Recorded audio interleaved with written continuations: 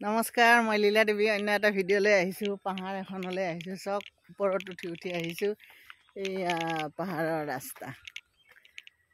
ৰাস্তাটো এতিয়া হৈছে আৰু গাড়ীখন ইয়াতে থৈছোঁ। আৰু আপোনালোকে ইয়াৰ ওপৰত আৰু গাড়ী যাব নোৱাৰে।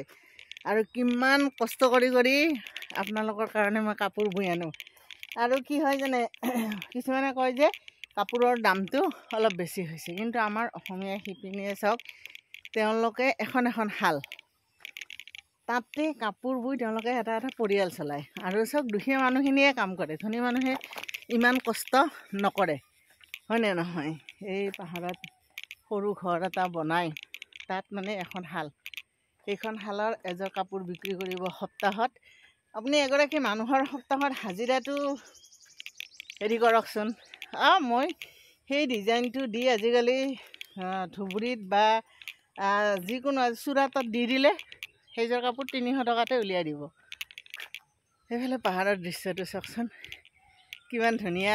লগতে সৌন্দৰ্যৰ কথাও কওঁ, আৰু বেছি ওপৰত উঠিলে ভাগৰো লাগে সেইটোও কওঁ। গোটেইখিনি মিলি পাহাৰৰ সৌন্দৰ্য চাওক। তাৰ মাজে মাজে ঘৰবিলাক চাওক, সৰু সৰু ঘৰ বনাই লৈছে মানুহে। এনেকৈ পাহাৰবোৰ এতিয়াতো মানুহৰ দখলতে গ'ল, কিন্তু উপায়ো নাই, জনবসতি বাঢ়িছে। আৰু এইখন পাহাৰত এইটো এটা মন্দিৰো আছে। মন্দিৰটো জাগ্ৰত আৰু জয়াল মন্দিৰ বুলি কয়। খুব ভাল লাগে। আৰু পাহাৰৰ মানে দুখন পাহাৰৰ মাজৰ সেই নামনি ৰাস্তাখিনি চাওক, নামনিৰ মাটিখিনি কিমান ধুনীয়া। ইয়াৰ পৰা বহুত তলত, কিন্তু মই বহুত ওপৰত আছোঁ। তলৰ মাটিখিনি চাওক, এইখিনি মাজত প্লেন মাটি, আৰু সেইফালে সেইখন পাহাৰ, দুখন পাহাৰৰ মাজত এইখিনি প্লেন মাটি। আৰু এনেকৈ সৰু সৰু ঘৰ বনাই, ষ্টাৰ্টিঙৰ সেনেকৈ সৰু সৰু ঘৰ বনাই মানুহে আছে। তাতে দুই এটা কিছুমানে পকী ঘৰো বনাব লৈছে। লাহে লাহে অলপ অলপ যেনেকৈ ডেভেলপ হৈ গৈছে তেনেকৈ তেওঁলোকে হেৰিও কৰি গৈছে।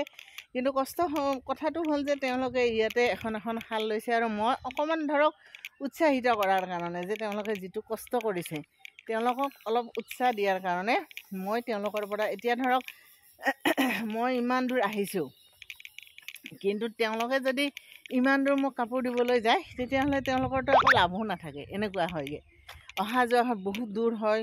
মই এতিয়া ধৰক নাৰেংগীৰ পাহাৰ এখনলৈ আহিছোঁ। চব দূৰ দূৰণিলৈ পাহাৰে পাহাৰ, পাহাৰ পাহাৰ পাহাৰ। ইয়াৰ পৰা তেওঁলোকে গাড়ী দুখন সলাই, 2-3খন গাড়ী সলাই যোৱাটো সময় আৰু পইচা দুয়োটাই কষ্ট।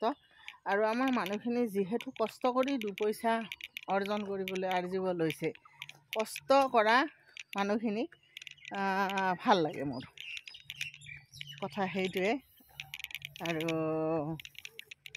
মই সদায় সেইটোৱে বিচাৰোঁ যে মানুহখিনিয়ে কাম কৰক আৰু কামেৰে জীৱিকা নিৰ্বাহ কৰক। তেওঁলোকৰ যিখিনি কষ্ট, তাৰ বিনিময়টো তেওঁলোকে পাওক। আৰু সেইটোৰ কাৰণে মই অলপমান তেওঁলোকক উৎসাহিত কৰিছোঁ। চব এনেকুৱা ঘৰ সৰু সৰু। আৰু আপুনি হয়তো ইয়াৰ পৰা আকৌ নামি যোৱাও আছে।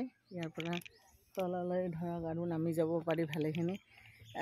এনেকৈ মানুহৰ জীৱন যাত্ৰা এনেকৈ চলি আছে। আৰু কোনো ক'ব নোৱাৰে কাৰ জীৱনে কেতিয়া কোনফালে লৈ যায়। ইয়াত থকা সকলো মানুহৰ জীৱন কিন্তু একে নহয়। জীৱন ধাৰা, জীৱন প্ৰণালী সকলো বেলেগ। ধৰক এজনে যদি শাল লৈছে, তেওঁক দেখি আৰু দুজনীয়ে ল'ব মন কৰিছে। সেই উৎসাহটো বহুত ডাঙৰ কথা বুলি মই ভাবোঁ। কালি যদি মই কাপোৰ নলওঁ, অন্যই হয়তো ল'ব, আৰু তেওঁলোকৰ জীৱন ধাৰাটো অব্যাহত থাকিব। আৰু আজিকালি ধৰক গিৰিয়েকে ধৰক হাজিৰা কৰে বা কোনো এখন দোকানত কাম কৰে, কিন্তু ঘৈণীয়েকজনীও যদি নিজে শাল বই বা তেনেধৰণৰ সৰু সুৰা কাম কৰি গিৰিয়েকক সহায় কৰিব পাৰে, তেতিয়াহ'লে পৰিয়ালটো চলাত অসুবিধা নহয়। কাৰণ আজিকালি ইমান বস্তু বাহানিৰ দাম বাঢ়িছে। এই দাম বঢ়া সময়ত মানে দুয়োজনে উপাৰ্জন নকৰিলে বহুত দিগদাৰ চলাটো। গতিকে এইখিনিৰ কাৰণে মই আহিছোঁ। দুজনমান ওলাইছে আৰু খবৰ দিছে যে বাইদেউ আপুনি কোৱা 2জনমান কাপোৰ ওলাইছে। গতিকে মই আহিছোঁ। কাপোৰখিনি কাইলৈ আপোনালোকক দেখাম। এতিয়া গৈ থাকোঁ আৰু নামিব লাগিব বহুতখিনি। গতিকে ভিডিঅ' কৰোঁ মানে মই যদি এনেকৈ নামি থাকোঁ ভিডিঅ' কৰি কৰি একদম থপলক দিম আৰু গতিকে ইমান